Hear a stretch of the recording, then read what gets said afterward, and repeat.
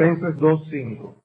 Haya pues en vosotros este sentir que hubo también en Cristo Jesús, el cual, siendo en forma de Dios, no estimó el ser igual a Dios como cosa a que aferrarse, sino que se despojó a sí mismo, tomando forma de siervo, hecho semejante a los hombres. Y estando en la condición de hombre, se humilló a sí mismo, haciéndose obediente hasta la muerte, y muerte de cruz. Por lo cual Dios también le exaltó hasta lo sumo, y le dio un nombre que es sobre todo nombre, para que en el nombre de Jesús se doble toda rodilla de los que están en los cielos y en la tierra y debajo de la tierra, y toda lengua confiese que Jesucristo es el Señor, para gloria de Dios Padre. En nuestros últimos estudios en la epístola del apóstol Pablo a los Filipenses, estuvimos considerando el gran acto de humildad de nuestro Señor Jesucristo al hacerse hombre y cumplir la misión de morir por pecadores. Ese es el Cristo más recordado. Cuando los hombres piensan en Cristo, en sentido general, piensan en el que nació en un pesebre, en el que fue amigo de 12 apóstoles y en el que murió en una cruz. Fuera de esas escenas, las personas no tienen otra idea que afecte sus corazones y moldee sus conductas con respecto a Cristo. ¿Quién es Cristo ahora y cómo será el que veremos en el día del juicio? Es algo que las personas no piensan. Pero ¿cuál fue el Cristo que el apóstol Juan vio en la isla de Patmos al recibir la revelación del libro de Apocalipsis? Si vamos al libro de Apocalipsis en el capítulo 1, veremos allí una descripción del Cristo que Juan vio. Recordamos que el apóstol Juan estuvo bien de cerca con nuestro Señor Jesucristo. Era Juan quien se recostaba de nuestro Señor. Había una intimidad muy cercana y sin embargo, aquí vemos a ese mismo apóstol Juan viendo a Cristo con una perspectiva diferente. Dice Apocalipsis capítulo 1 versículo 10. Yo estaba en el Espíritu en el día del Señor y oí detrás de mí una gran voz como de trompeta que decía: yo soy el Alfa y la Omega, el primero y el último. Escribe en un libro lo que ves y envíalo a las 7 iglesias que están en Asia, a Éfeso, Esmirna, Pérgamo, Teatira, Sardis, Filadelfia y Laodicea. Y me volví para ver la voz que hablaba conmigo, y vuelto vi 7 candeleros de oro, y en medio de los 7 candeleros a uno semejante al Hijo del Hombre, vestido de una ropa que llegaba hasta los pies, y ceñido por el pecho con un cinto de oro. Su cabeza y sus cabellos eran blancos como blanca lana, como nieve, sus ojos como llama de fuego, y sus pies semejantes al bronce bruñido, refulgente como en un horno, y su voz como estruendo de muchas aguas. Tenía en su diestra 7 estrellas, de su boca salía una espada aguda de 2 filos, y su rostro era como el sol cuando resplandece en su fuerza. Cuando le vi, caí como muerto a sus pies, y él puso su diestra sobre mí, diciéndome: no temas, yo soy el primero y el último, y el que vivo y estuve muerto, mas he aquí que vivo por los siglos de los siglos. Amén. Y tengo las llaves de la muerte y del Hades. En el capítulo 19, versículo 11, entonces vi el cielo abierto y aquí un caballo blanco, y el que lo montaba se llamaba Fiel y Verdadero, y con justicia juzga y pelea. Sus ojos eran como llama de fuego, y había en su cabeza muchas diademas, y tenía un nombre escrito que ninguno conocía sino él mismo. Estaba vestido de una ropa teñida en sangre, y su nombre es el Verbo de Dios. Y los ejércitos celestiales, vestidos de lino finísimo, blanco y limpio, le seguían en caballos blancos. De su boca sale una espada aguda para herir con ella a las naciones, y él las regirá con vara de hierro. Y él pisa el lagar del vino del furor y de la ira del Dios Todopoderoso. Y en su vestidura y en su muslo tiene escrito este nombre: Rey de Reyes y Señor de Señores. El Cristo con el que las Escrituras terminan no es uno al que hay que tener lástima. Hay muchos que tienen más lástima que nada al conocer la historia de Jesús. el pobre Jesús golpeado, crucificado, burlado. Dicen que Jesús fue un gran profeta, reconocen su importancia en la historia y hasta pueden admitir que es el Redentor de los hombres. Pero realmente conocen al Cristo glorificado. Cristo no se presentó ante los hombres con toda su gloria y con toda su majestad. Dice el libro de Isaías, no hay parecer en él, ni hermosura, y como que escondimos de él el rostro fue menospreciado y no lo estimamos. Si se hubiera aparecido tal y como él es ahora y está ahora, entonces los hombres correrían tras él. Pero no fue así que él vino. Quien le vio caminando por las calles de Palestina no pensó que era alguien diferente a los demás. La segunda persona de la Trinidad se humilló haciéndose como uno de nosotros. Y hermanos, si Él estuviera en medio de nosotros, como estuvo en las calles de Palestina, vestido como uno de nosotros, estaría sentado al lado nuestro sin nosotros darnos cuenta. Perfectamente hombre, como uno de nosotros. Sin embargo, si Cristo estuviera al lado nuestro, como Él está ahora, no soportaríamos su presencia gloriosa.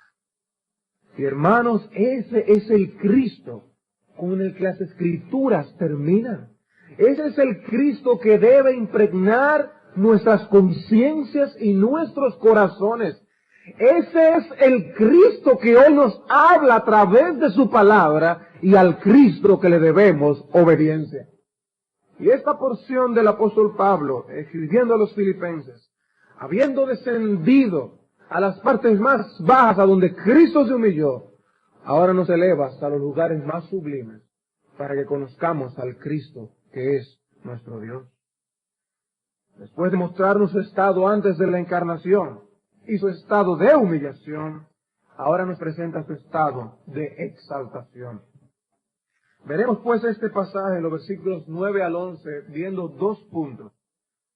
En primer lugar, lo que Dios el Padre hizo ante la humillación de Cristo, lo que Dios el Padre hizo ante la humillación de Cristo, y luego lo que todo hombre hará ante la exaltación de Cristo. Lo que todo hombre hará ante la exaltación de Cristo, y luego veremos un par de aspectos prácticos. Pero en primer lugar, lo que Dios el Padre hizo ante la humillación de Cristo, versículo 9. Dice el versículo 9, por lo cual Dios también le exaltó hasta lo sumo y le dio un nombre que es sobre todo nombre. Lo primero que observamos en el texto es que hay una conexión entre la humillación de Cristo, que se había hablado en los versículos anteriores, y la exaltación de la que ahora se habla en el versículo 9. El versículo comienza con la frase por lo cual, indicando que la escena anterior preparó el camino para la que se presenta ahora. Y dos cosas hizo el Padre en respuesta a la humillación de Jesucristo. En primer lugar, le exaltó hasta lo sumo, y en segundo lugar, le dio un nombre que es sobre todo nombre. Dios es presentado en las Escrituras como alguien que toma en cuenta las acciones de los suyos. Dice Hebreos 6:10, porque Dios no es injusto para olvidar vuestra obra y el trabajo de amor que habéis mostrado hacia su nombre, habiendo servido a los santos y sirviéndoles aún. En otras palabras, cada obra que su pueblo hace para con los santos de Dios, para con el resto de sus hermanos, cada buena obra que un cristiano hace para con otro cristiano es algo que Dios toma en cuenta. No es que estas obras vienen a ser meritorias de la salvación. Nadie puede hacer nada para esto. El hombre no puede hacer nada para ganarse la salvación. Todo lo hizo Cristo en la cruz. El hombre no le puede añadir nada más a una obra que fue perfecta. Sin embargo, Dios toma en cuenta nuestras acciones y dará recompensa a los suyos en los cielos. El Señor está comprometido con esto. Él prometió que lo que nosotros hacemos en privado será recompensado públicamente. Lo que nosotros hagamos, orando, ayunando, haciendo buenas dádivas, dando buenas dádivas, haciendo buenas obras, todo lo que hagamos en secreto será recompensado públicamente. Cristo lo prometió. Dios toma en cuenta estas cosas. También en Colosenses capítulo 3, versículo 23.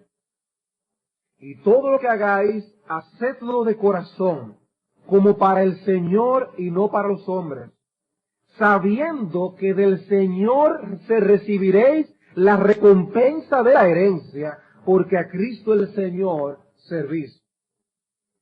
Yo aclaro el hecho de que no es que estamos haciendo nada que nos dé la salvación, pero una vez la salvación es nuestra, Dios se complacerá en dar recompensa a los suyos de acuerdo a sus obras.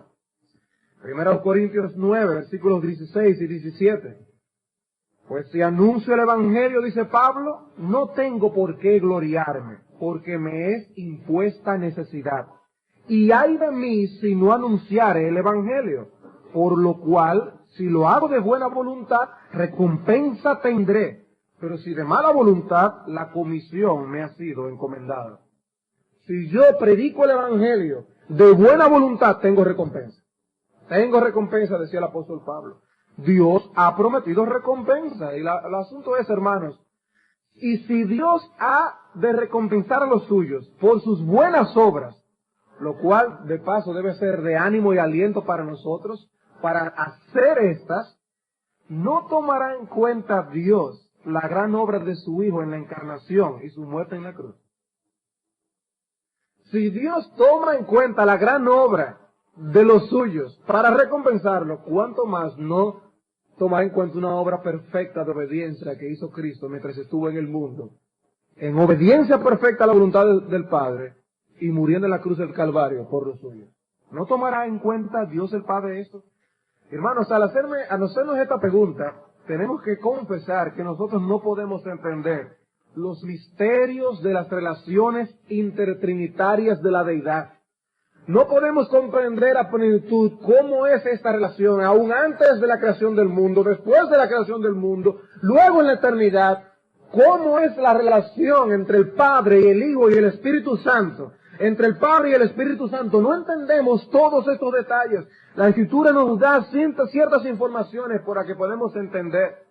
Pero algo por lo menos que nos dice esta porción de la palabra de Dios, algo que este texto sí nos da a conocer es que en respuesta al acto de humillación de Cristo, Dios el Padre le exaltó. Por lo cual Dios le exaltó. Él hizo esto, Él se humilló y por esta obra el Padre le exaltó. Mientras sufría en la cruz, Cristo tenía sus ojos puestos en el gozo que vendría después de ese sufrimiento. Y eso le fortaleció, dice Hebreos capítulo 12, versículos 2 al 3. Por el gozo puesto delante de él, sufrió la cruz. Y eso le dio ánimo. Una vez ascendió, le fue dada una posición exaltada en las alturas. Primera de Pedro capítulo 3. Primera de Pedro capítulo 3. Versículo 22.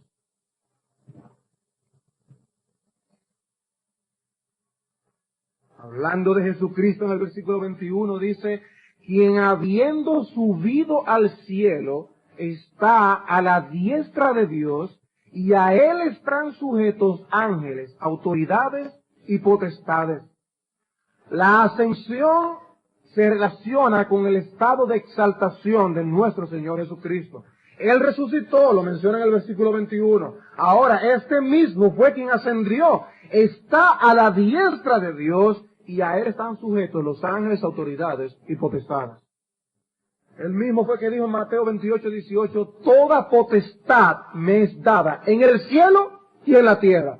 Toda potestad.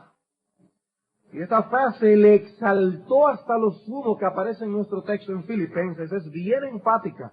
Lo exaltó por encima de toda exaltación. Es una exaltación superlativa. Como dice alguien, son de estas palabras que se inventa el apóstol Pablo. Yo soy el menor del más pequeño de los apóstoles. Eso es una palabra que se inventó el apóstol Pablo. Pues aquí hay otra similar. No tanto descendiendo y descendiendo, como subiendo y subiendo. Le exaltó por encima de lo que se puede imaginar que es superior. Por eso se traduce, le exaltó hasta lo sumo. Hasta lo que más grande se puede exaltar a alguien. Esa es la idea que tiene este pasaje. Dios el Padre ha exaltado, ha elevado a Cristo por encima de todas las cosas. Y la idea es, cualquiera que mire a Cristo ahora en la condición exaltada como está, tiene que mirar bien arriba.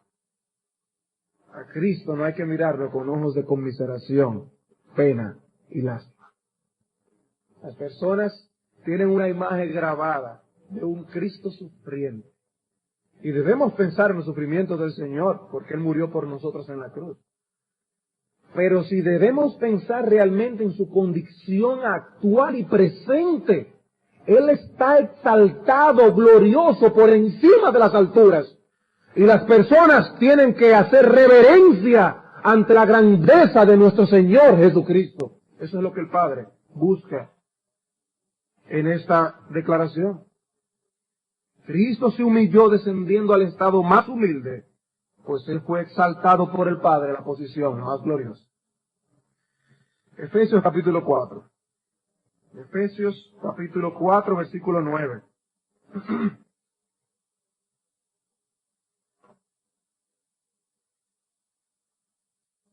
En el contexto de los dones que va a introducir en este capítulo de Efesios 4,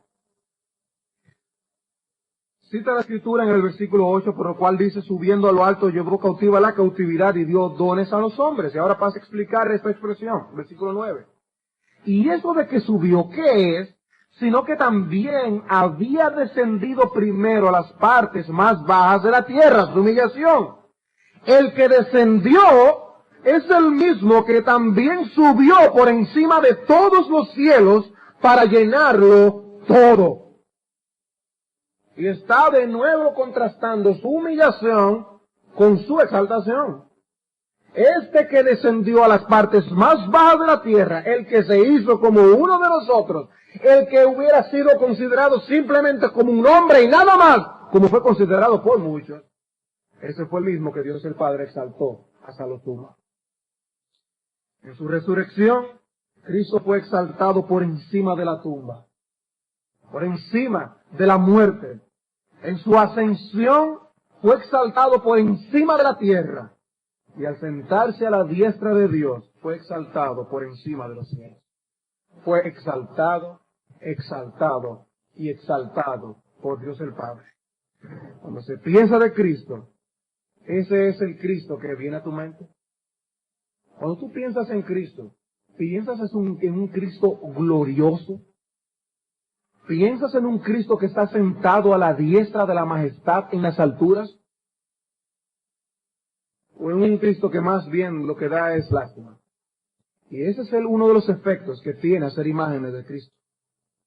Uno de los efectos que tiene hacer imágenes de Cristo es que las personas ven a un Cristo endeble. Prefieren quedarse con un Cristo que está en un pesebre, que hay que atenderlo. Y no un Cristo que tiene todo el poder del universo para hacer cuanto le place, por cuanto es el Rey de Reyes y Señor de Señores. Son dos actitudes completamente diferentes. Sin embargo, cuando el sumo sacerdote le pidió la identificación a Cristo cuando le estaba juzgando, dame cuál es su identificación, cuál es tu carnet de identificación. ¿Eres tú el Cristo, el Hijo del bendito?, le preguntó el sumo sacerdote. Y Jesús le dijo, yo soy. Y veréis al Hijo del Hombre sentado a la diestra del poder de Dios y viniendo en las nubes del cielo. Ese es Cristo. Y mientras estuvo en esta tierra se describió a sí mismo en esos términos.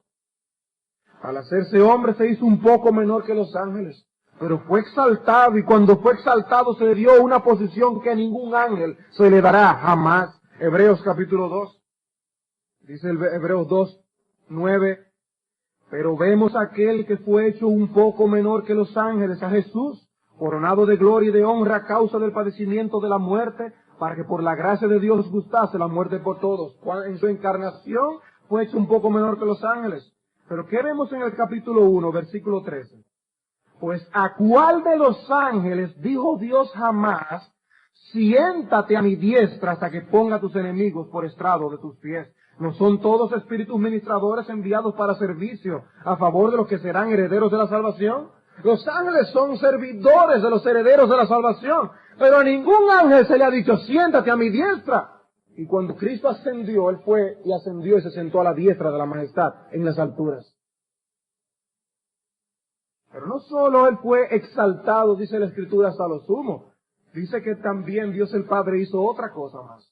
Le dio un nombre que es sobre todo nombre. Le dio un nombre que es sobre todo nombre. ¿De qué está hablando esto aquí? Pablo no está haciendo referencia al nombre Jesús como tal, ni a los títulos Cristo o Señor, como si eso hubiera sido el nombre que se le dio, lo cual es sobre todas las cosas. Creo que se refiere más bien a la posición de autoridad en la que el Padre ha hecho y hará que Cristo sea reconocido. Él ha colocado a su Hijo Jesús en una posición de autoridad y señorío tal que es así que Dios el Padre quiere que Él sea reconocido. No como alguien sin autoridad, no como alguien que no tiene derecho a gobernar sobre nuestras vidas. Yo quiero que Él sea visto como alguien que está en una posición de autoridad. Y ha habido hombres en la historia a quienes nadie le ha cuestionado su autoridad. Eran hombres que cuando decían una cosa, eso era. Que no se le antojara nada en contra de uno, porque esa voluntad era cumplida por los hombres. Esta mañana vimos el caso de Nabucodonosor. Si se le ocurre elevar una estatua y decir que hay que adorarla, el pueblo entero postrado, excepto los 3 jóvenes, claro. Pero lo que se le ocurriera con su autoridad, eso era lo que se hacía. Bueno, pues Jesucristo ha sido elevada a la posición de autoridad por encima de lo que cualquier hombre jamás haya podido tener. Y Dios el Padre tiene interés en que sea reconocido como tal. Le dio un nombre que es sobre todo nombre. En el primer libro de Crónicas, en el capítulo 5, versículo 24, describe a algunos como hombres valientes y esforzados, varones de nombre, dice el texto, y jefes de las casas de sus padres. Varones de nombre. Y la idea es decir que son hombres de autoridad y con respeto bien ganado. Hombres de renombre, como traduce la Biblia de las Américas. Cuando Pedro sanó al paralítico, ¿qué fue lo que le dijo? En el nombre de Jesucristo de Nazaret, levántate y anda. Pero en el nombre de Jesucristo, en otras palabras, la idea es, yo no tengo el poder para hacerlo, Cristo sí. En mi poder, yo no puedo levantarte. Pero en el nombre de Jesucristo de Nazaret, levántate y anda. El nombre, la posición de Cristo es una posición de autoridad. Cristo sí puede hacerlo. Se sentó a la diestra de la majestad en las alturas, dice Hebreos 1, hecho tanto superior a los ángeles, cuanto heredó más excelente nombre que ellos. ¿Qué fue lo que heredó? Un nombre, el nombre de Jesús. No, no es el nombre de por sí lo que se puede pronunciar. Es la posición de autoridad a la que Dios el Padre elevó a Jesucristo. Efesios capítulo 1, versículo 20. Efesios capítulo 1, versículo 20.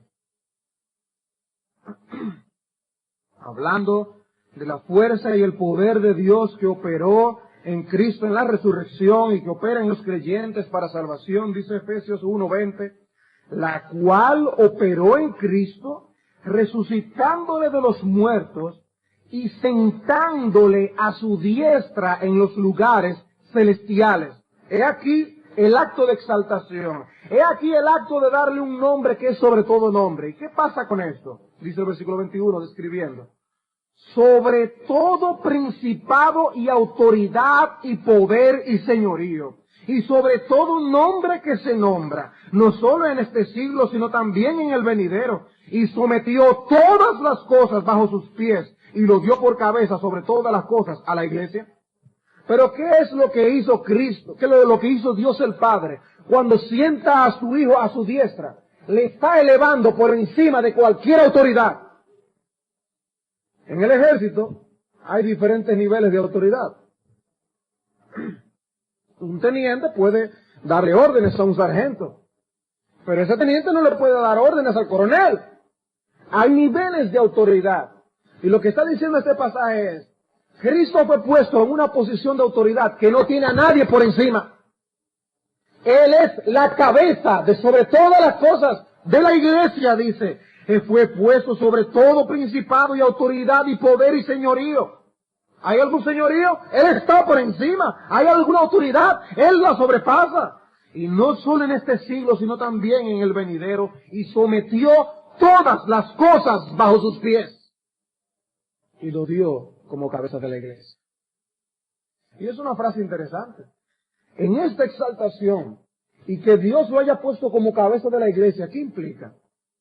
Bueno, hermanos, eso implica que en la iglesia de Cristo, nosotros no podemos hacer lo que nosotros queramos. Significa que en la iglesia solamente se hace lo que la voluntad de Cristo dice. Significa que ningún pastor se le puede antojar hacer lo que quiera en la iglesia, que es de Cristo. Porque Cristo es la cabeza, no el pastor.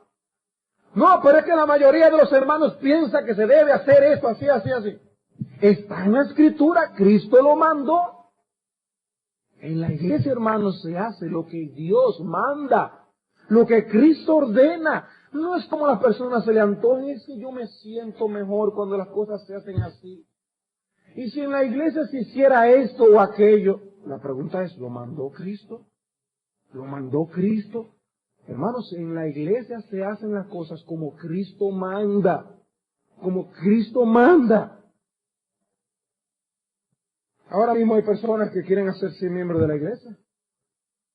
Bueno, es importante que las personas que quieran ser miembros de la iglesia sepan que una vez sean miembros de la iglesia no es para ahora empezar a hacer cuantas cosas quieran.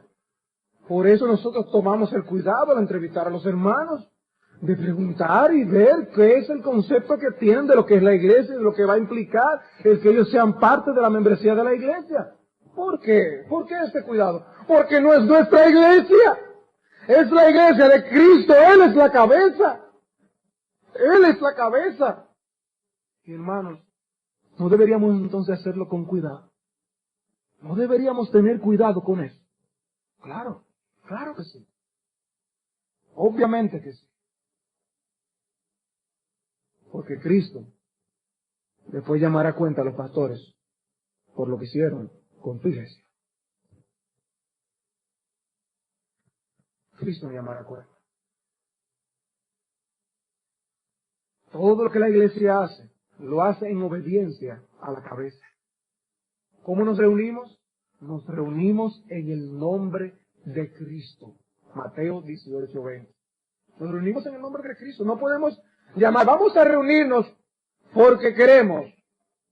Nos dice que donde estén 2 o 3 congregados en mi nombre, allí estoy yo en medio de ellos.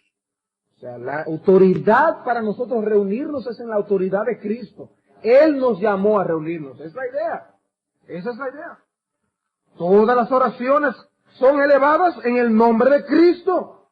Juan 14:13, debemos orar en el nombre de Cristo, de acuerdo a la voluntad de Cristo. Lo que Él diga, eso es. Pero es que yo he orado tanto. Es la voluntad de Cristo. Estamos orando en el nombre de Cristo. No es nuestra voluntad. Reconocemos al orar en el nombre de Cristo que Él tiene derecho a hacer lo que quiera en su iglesia.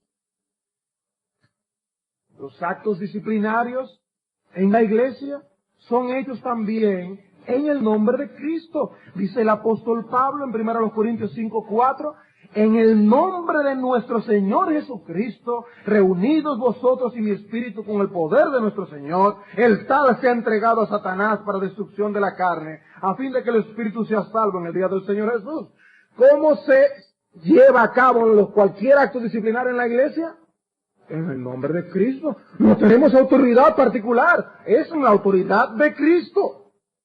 Y los pastores enseñan y administran los sacramentos en el nombre de Jesucristo. Dice que nosotros debemos ir y enseñar a las naciones, hacer los discípulos, bautizarlos en el nombre de Jesucristo. En el nombre de Jesucristo. ¿Quién es la cabeza de la iglesia? Cristo es la cabeza de la iglesia. Cuando Dios exaltó a su Hijo Jesucristo, dice que le puso sobre todas las cosas como una autoridad. incluyendo a su iglesia. En la iglesia se hace lo que Cristo dice, porque Él es la autoridad. No podemos hacer lo que queramos, sino lo que Cristo haya mandado. Pero no solamente en la iglesia. El pasaje en Efesios es claro. Dios le exaltó y le puso por encima de toda autoridad. Por encima de toda autoridad que exista en el mundo, y aún entre los seres espirituales. Él está por encima de todo dominio, poder y autoridad. Bien, hermanos, hemos visto hasta aquí solamente lo que Dios el Padre hizo en base a la humillación de Cristo. Eso es lo que hemos visto hasta ahora. Lo que Dios el Padre hizo ante la humillación de Cristo. Pero veamos en segundo lugar, en los versículos 10 al 11, lo que todo hombre hará ante la exaltación de Cristo. Dice el versículo 10, para que en el nombre de Jesús se doble toda rodilla de los que están en los cielos y en la tierra y debajo de la tierra, y toda lengua confiese que Jesucristo es el Señor, para gloria de Dios Padre. Este pasaje cubre toda la gama, desde la eternidad hasta la eternidad. Comienza con la eternidad antes de la creación, cuando la segunda persona de la Trinidad existía en forma de Dios, siendo igual a Dios. Luego nos enfoca la encarnación, expresa la exaltación de Cristo como algo ya realizado en el versículo 9, y ahora concluye mirando al futuro, cuando todo hombre ya haya pasado a la eternidad. Y lo que dice es que todo hombre reconocerá la autoridad de aquel ante quien se postrarán. El acto de doblar las rodillas se relaciona con el reconocimiento de alguien que tiene autoridad sobre el que ante quien se le arrodilla. En el Salmo 95, versículo 6, dice, venid, adoremos y postrémonos, arrodillémonos delante de Jehová nuestro Hacedor, porque Él es nuestro Dios, nosotros el pueblo de su prado y ovejas de su mano. Es correcto, es adecuado, dice, adorar a nuestro Creador, y dice, adoremos y postremos. El acto de postrarnos, el acto de arrodillarnos delante de Él, es comunica la idea de que yo someto mi voluntad delante de este ser a quien es mi Creador y a quien yo adoro. Y tiene una buena razón para nosotros hacerlo, dice el versículo 7, porque Él es nuestro Dios, nosotros ovejas de su prado. Lo único que somos criaturas suyas. Él tiene derecho y autoridad sobre nosotros. Lo que Pablo está diciendo es que uno de los propósitos de la exaltación de Cristo es que los hombres reconozcan el señorío real de Jesucristo sobre todas las cosas. Y en aquel gran día, todos nosotros estaremos de acuerdo en esto. En aquel gran día, todos nosotros estaremos de acuerdo con esto. Hoy en día, ¿qué pasa con los hombres? He pasado un buen tiempo describiendo el acto de exaltación que Dios el Padre hizo con Jesucristo. Y quizás tú estás ahí sentado y a lo mejor diciendo, ¿y a mí eso qué me importa? ¿Qué tiene eso que ver conmigo? Dios exaltó hasta lo sumo y le dio un nombre que es sobre todo nombre. Y podemos leer el pasaje en Apocalipsis capítulo 1 y capítulo 19. Ver que de Cristo sale una espada que tiene doble filo, con el cual regirá a las naciones con vara de hierro. Podemos ver a un Cristo glorioso, ojos como llamas ardiendo. ¿Qué tiene que ver eso conmigo y contigo? ¿Qué tiene que ver eso? Los hombres de hoy no quieren tener a nadie como autoridad. Una de las marcas de nuestra generación es precisamente la oposición a todo lo que suene a autoridad. Eso no perdió su señorío. Pero cuando los hombres le veían, no quedaban deslumbrados por la majestad y la gloria de su persona.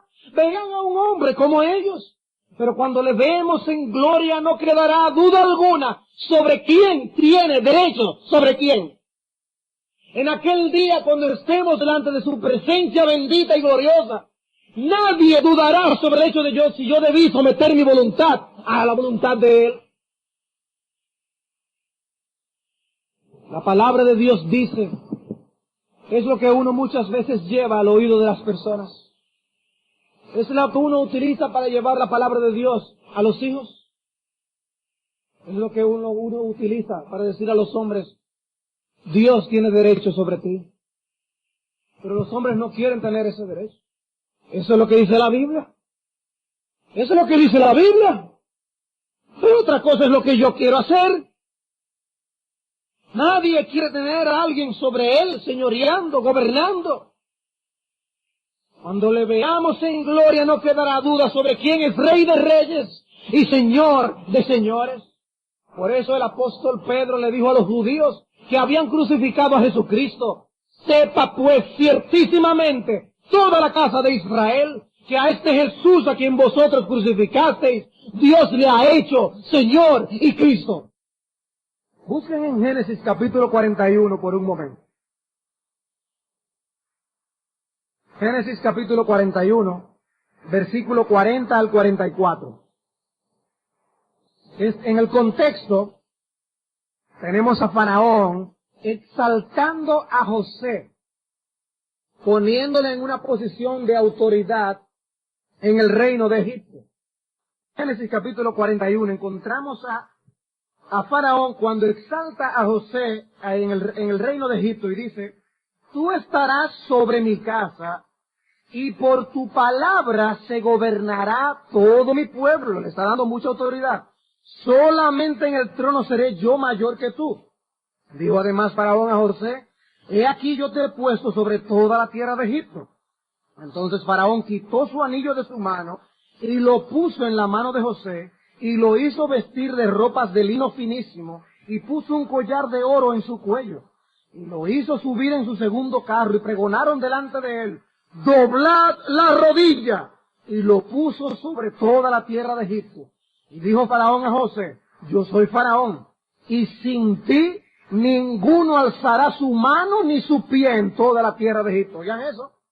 Lo que está diciendo Faraón, nadie va a caminar ni a hacer nada si no está tu voluntad de por medio.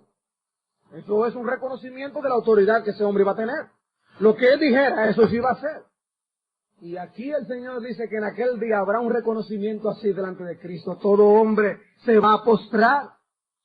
Todo hombre, nadie va a escapar a ese gobierno. Y toda lengua confesará que Jesucristo es el Señor.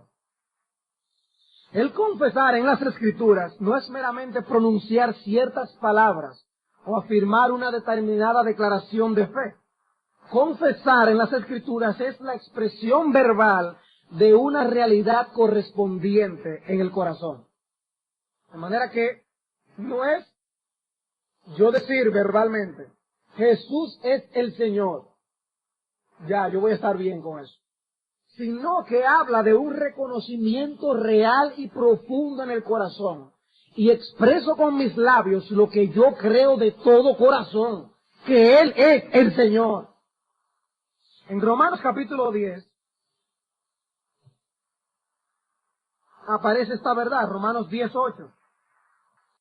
Mas ¿qué dice? Cerca de ti está la palabra en tu boca y en tu corazón.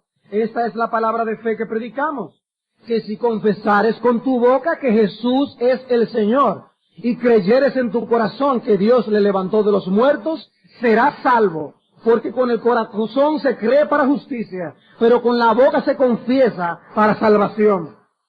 Pablo está diciendo que si tú confiesas con tu boca que Jesús es el Señor, tú vas a ser salvo. Pero la idea no es que lo digas simplemente con tus labios verbalmente, sino que lo creas de todo corazón. Si tú estás convencido con la realidad de que el Señor es Jesucristo, de que Él tiene autoridad sobre tu vida, serás salvo. Tan importante es el reconocimiento de la autoridad sobre la vida de nosotros, que Dios pone el hecho de si uno es salvo o no, dependiendo de cómo uno mire el señorío de Cristo sobre uno. Y no es que nosotros le quitemos o le añadamos algo al señorío de Cristo. Es que si tú lo reconoces o no, tú serás salvo o no. Cuando el apóstol Pablo se convirtió, y leímos el relato anteriormente, El primero preguntó, ¿quién eres, Señor? Y dice que Jesús le dijo que era Él. Y entonces Él dijo, Señor, ¿qué quieres que yo haga? Pablo entendió que aquel que le había convertido era alguien que ahora tenía completo derecho sobre su vida. Completo derecho sobre su vida. Él es nuestro Señor, dice Romanos capítulo 14, versículo 9, porque Cristo para esto murió y resucitó y volvió a vivir, para ser Señor así de los muertos como de los que viven. Pero tú, ¿por qué juzgas a tu hermano? O también, ¿por qué menosprecias a tu hermano? Porque todos compareceremos ante el tribunal de Cristo. Porque escrito está, vivo yo, dice el Señor, que ante mí se doblará toda rodilla y toda lengua confesará a Dios. ¿Para qué murió y resucitó? Dice, para ser Señor de todo el mundo.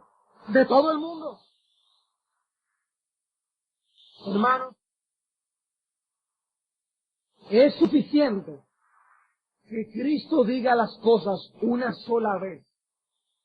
Y eso baste para vencer nuestra voluntad. Oigan bien, hermanos.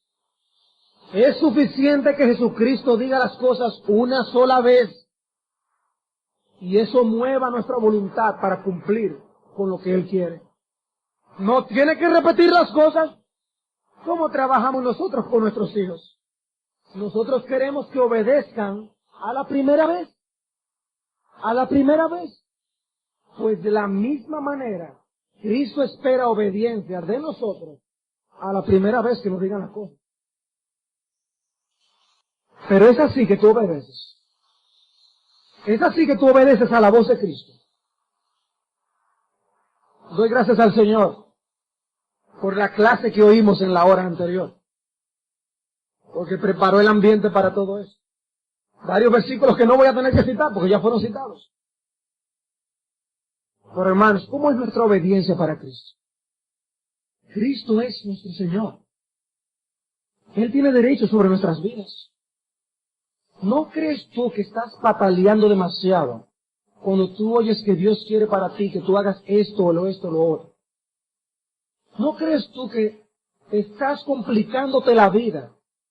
Tú pensando que todavía tú tienes derecho sobre áreas en tu vida y que Cristo no puede tocarlas. Que de todas maneras tú quieres tener áreas que sean conducidas como a ti se te antoje. Dios le exaltó hasta lo sumo y le tratas como si fuera uno como tú. ¿Qué es Cristo para ti? Ciertamente tiene autoridad. Si el mismo que dijo, Lázaro, ven fuera, es el mismo que te da una orden y debería hacer temblar tu voluntad. Pero le tratas como un cualquiera. Cuando Cristo habla, eres obediente a su voz. ¿Cuántas cosas en el área matrimonial? ¿Cuántas cosas en el área de la educación de los hijos? ¿Cuántas cosas en el área laboral? ¿Cuántas cosas en el área eclesiástica? Caminarían de otra manera si las personas fueran tan solo obedientes a la voz de Jesucristo. Pero todavía insisten y persisten en querer las cosas como ellos quieren.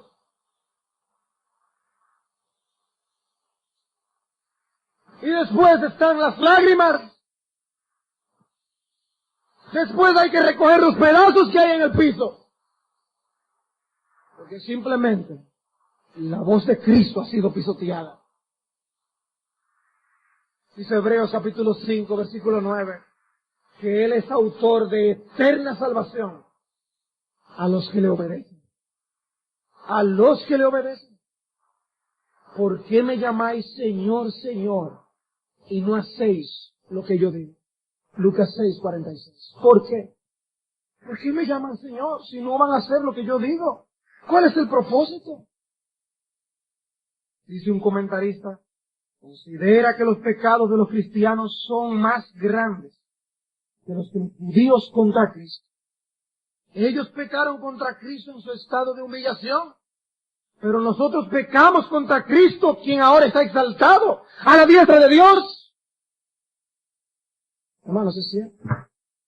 Los hombres pecaron contra Cristo mientras Él estaba vivo aquí y le mataron. Nosotros pecamos contra el Cristo que está exaltado.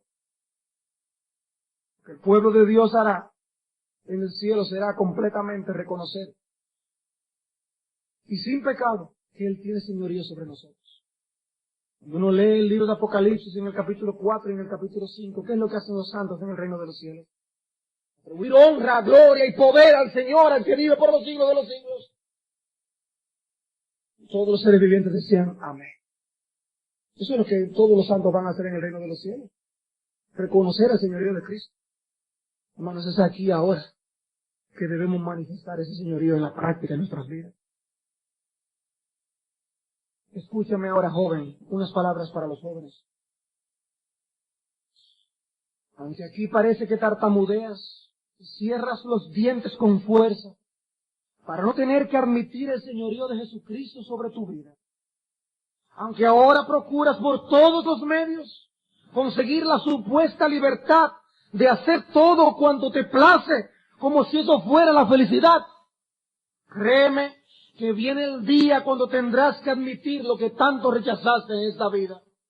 Viene la hora cuando aquellas rodillas que no quisieron doblarse para dar honra y gloria al que vive por los siglos de los siglos, se doblarán y te postrarás delante de la majestad y del poder del Señor Todopoderoso. Viene la hora cuando aquellos labios que no declararon públicamente que Jesucristo es el Rey y Señor de todos, sino que más bien se dedicaron a cantar las canciones de los que aborrecen al Señor, esos labios confesarán con todo el corazón, pero demasiado tarde, que no hay nadie que tenga más autoridad sobre tu vida que Jesucristo. La palabra autoridad no es popular. Las personas no quieren someterse a las autoridades, quieren que los demás se sometan a las autoridades, pero no ellos. Que los otros sean sumisos y obedientes, pero no ellos. Y así quieren vivir sin ninguna autoridad. Pero oye bien la advertencia de Dios.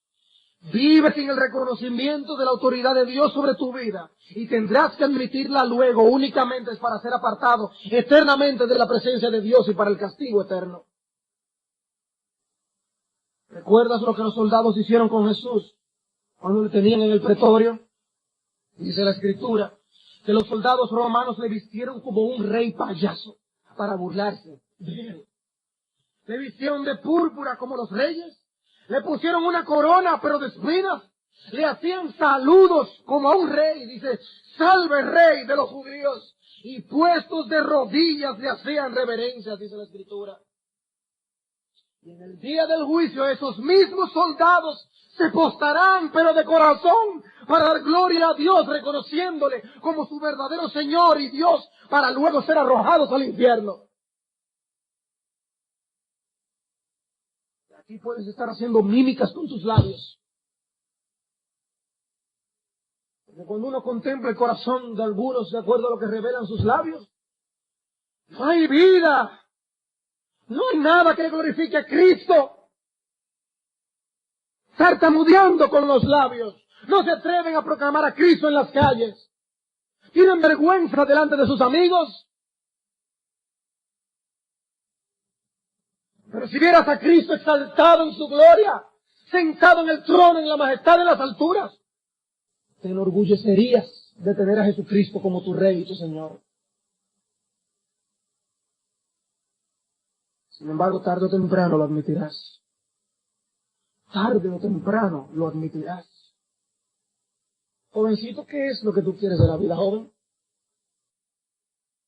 ¿Quieres entretenerte en tu vida y hacer sentir que tus nervios están disfrutando? Tu tacto está disfrutando las pasiones de este mundo. Sí, tú puedes tenerlo. Lo lamentable sería tener que arrepentirte luego de eso, cuando estés delante del trono del juicio, admitiendo el señorío de Cristo sobre ti. No, tú no tienes derecho sobre tu cuerpo. Dios tiene derecho sobre tu cuerpo. Jovencita, ¿qué es lo que anhelas? ¿Cuáles son tus sueños? ¿Qué príncipe azul es que tú piensas encontrar en este mundo y por el cual niegas el someterte a la voluntad de Cristo en su palabra? ¿Quién es el que te pone nerviosa? ¿Quién? De manera que aleja de Dios y de su palabra. ¿Quién? ¿Vale la pena? Pues es ese mismo jovencito el que tendrá reconocer el mismo señorío de Jesús y ser echado al lago de fuego. Sí, si lo que tú quieres es eso, lo tendrás, pero en el infierno y no para disfrutar. Mis amigos, y de aquí yo paso a ver las dos lecciones espirituales que se desprenden de este pasaje. En primer lugar, que es el diseño de Dios, que todo el que se salve lo haga a través de Jesucristo. La primera ley espiritual. Es el diseño de Dios que todo el que se salve, lo haga a través de Jesucristo. Lo más importante en la vida y en el mundo es nuestra relación con Jesucristo. Independientemente de lo que pienses de religión y de la vida, Jesucristo es el centro de todas las cosas. En virtud del plan eterno de Dios para con el hombre, Jesucristo es el centro del universo y de la vida. Si tomamos la doctrina bíblica, la arrojamos y permitimos que se cree un sistema, en el centro estará Jesucristo. Él es el centro de todas las cosas. Eso es lo que enseña esta palabra, este texto. Por eso Dios le exaltó hasta lo sumo y le dio un nombre que es sobre todo nombre. Cualquiera que se vaya a salvar, se salvará a través de Jesucristo. Dice Isaías capítulo 45, a partir del versículo 20. Reuníos y venid, juntaos todos los sobrevivientes de entre las naciones. No tienen conocimiento aquellos que erigen el madero de su ídolo y los que ruegan a un Dios que nos salva. Proclamad y hacedlos acercarse y entren todos en consulta. ¿Quién hizo oír esto desde el principio y lo tiene dicho desde entonces sino yo Jehová? Y no hay más Dios que yo, Dios justo y salvador, ningún otro fuera de mí. Y dice, mirad a mí y sed salvos todos los términos de la tierra, porque yo soy Dios y no más. Ahora noten el siguiente versículo. Por mí mismo hice juramento, de mi boca salió palabra en justicia y no será revocada, que a mí se doblará toda rodilla y jurará toda lengua. Lo que Pablo está haciendo es citando este texto de Isaías. ¿Y a quién se lo aplica? A Jesucristo. Él es el Dios, fuera de mí no hay Dios, yo soy quien salvo. Es a Cristo donde tienes que ir para encontrar salvación. No hay otro nombre bajo el cielo dado a los hombres en el cual podáis ser salvos. Nadie más puede salvar tu vida. Nadie más. Por eso también le decimos a las personas que quieren ser miembros de la iglesia. La membresía de la iglesia nos salva, pero ¿estás tú en comunión con Jesucristo? ¿Sabes tú lo que es tener comunión con un Cristo vivo? Que Él tiene relación contigo y tú con Él. Es de eso que habla la Escritura. Es de ese tipo de salvación que habla la Biblia. Sea lo que sea la fe cristiana, dice alguien, y sea lo que sea la vida cristiana, esta encuentra su foco central siempre en Cristo. Aquí tenemos deletreado para nosotros en color vivo tanto el qué como el por qué de la afirmación de Pablo: para mí el vivir es Cristo. Esta narración lo pone en perspectiva. Pablo creyó que en Jesucristo la verdadera naturaleza del Dios vivo había sido revelada de manera final y conclusiva. Dios no es un ser egoísta, sino que es mejor conocido en verdad a través de aquel que, existiendo en sí mismo en forma de Dios y siendo así igual a Dios, se despojó a sí mismo en amor sacrificial, tomando el lugar de más abajo, el papel de un esclavo, cuyo amor por sus criaturas humanas encontró su expresión final en su muerte en la cruz. El que esta es la naturaleza misma y la acción misma de Dios ha sido testificado por la vindicación divina de Cristo Jesús. Él ha sido exaltado por Dios al lugar más sublime, habiéndosele dado el nombre de Dios mismo. El Señor no es otro que Jesucristo. Es por eso que para Pablo el vivir es Cristo. Cualquier fe que se quede corto de esto, sencillamente no es ser cristiana. Si te vas a salvar, te vas a salvar por Jesucristo. Cuando Dios exaltó a Jesucristo, le puso como juez de todos los hombres. Y dice la Escritura que Dios elevó a Jesucristo en una posición de autoridad para que honren al Hijo y para que a través del honrar al Hijo honren al Padre, porque Él juzgará al mundo con justicia. Él será tu juez. Cristo será tu juez. Jehová dijo a mi Señor, dice el Salmo 110, siéntate a mi diestra hasta que ponga a tus enemigos por estrado de tus pies. La pregunta es, ¿dónde tú vas a estar en aquel día?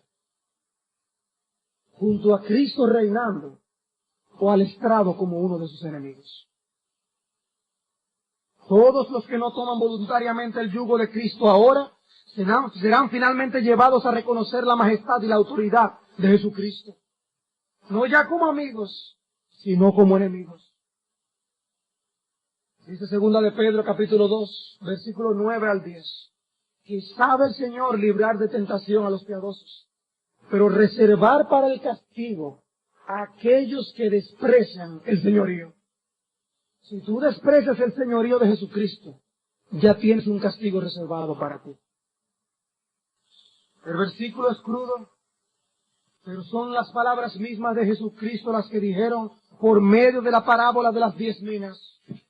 Y también a aquellos mis enemigos que no querían que yo reinase sobre ellos, traedlos acá y decapitadlos delante de mí. Lucas capítulo 19, versículo 27. Son palabras crudas, pero son reales, porque son de Cristo. Honrad al Hijo, dice el Salmo 2. Honrad al Hijo para que no se enoje y perezcáis en el camino, pues se inflama de pronto su ira. Bienaventurados los que en Él confían. Hónrale antes que se enoje. La primera ley es el diseño de Dios, es que todo el que se salve lo haga a través de Jesucristo. Y la segunda ley, hermanos, es el diseño de Dios. Es el diseño de Dios que el camino hacia la honra es el camino de la humillación. El camino hacia la honra es el camino de la humillación. El hombre quiere honra. Por causa de su pecado, el hombre quiere exaltación sin humillación. Él procura obtener el puesto de honor y el reconocimiento a través de acciones calculadas para ello. Y sin embargo, es interesante que nuestro texto venía hablando de la humillación de Cristo y ahora cambia de sujeto. No fue Cristo mismo que buscó esta exaltación. Se dice que lo que pasó en el versículo 9 lo hizo Dios el Padre. No fue Cristo el que se exaltó a sí mismo, sino que Dios le dio un nombre preeminente para sí. Y el Padre lo hizo en respuesta a lo que el Hijo había hecho. Hermanos, eso nos enseña a nosotros a cumplir la voluntad de Dios en nuestras vidas y esperar que Él nos exalte cuando fuere tiempo. Que Él nos exalte cuando fuere tiempo. Él padeció y sufrió antes de recibir honra y honor. Primero tuvo una corona de espinas y para nosotros es necesario que a través de muchas tribulaciones entremos en el reino de los cielos. No hay otro camino. No busquemos la exaltación primero. La vida en la tierra no es el lugar para nuestra exaltación. No lo es. Antes de la honra precede la humillación, dice Proverbios 15:33, Proverbios 18:12. Todo el que quiera salvar su vida la perderá y todo el que pierda su vida por causa de mí la hallará. Esa es la ley divina. De manera que tenemos que humillarnos y aprender a perder nuestra vida muchas veces antes de hallarla. Algunos de ustedes han perdido grandes bendiciones en el área familiar. ¿Por qué? Porque no han aprendido a humillarse primero, a buscar la voluntad de Dios en su familia. Y viviendo, cumpliendo la voluntad de Dios. Dicen, ¿por qué andan mis hijos? Adolescentes, 13, 14, 15, 16, 17, 18 años. Con una voluntad inquebrantable. Con una voluntad de hierro. La pregunta es, ¿te has humillado? ¿Te has humillado tanto para negarte a ti mismo y criar a tus hijos como Dios manda? Sin humillación no vendrá la honra. Sin humillación no vendrá la honra. Humillaos bajo la poderosa mano de Dios para que Él los exalte cuando fuere tiempo.